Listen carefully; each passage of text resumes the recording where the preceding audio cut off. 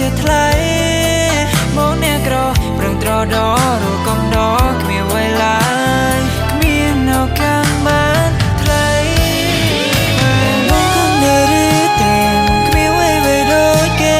មានតែបេះដូងស្មោះតែប៉ុណ្ណោះធ្វើត្រូវហើយដែលអូនចាចេញពីបងនៅពេលនេះព្រោះមិនគ្មានលទ្ធភាពនៅក្បែរអូនអ្នកជួនដំណើរស្រ័យជាថ្លៃមកអ្នកក្រដឹងត្រដរកុំដគ្មានវេលាគ្មាននៅកាលបានថ្លៃក្បែរឡើយតែភ្នែកខ្ញុំស្រដដីព្រោះតែវៃមិនដូចវៃដែលខ្ញុំធ្លាប់បានពោ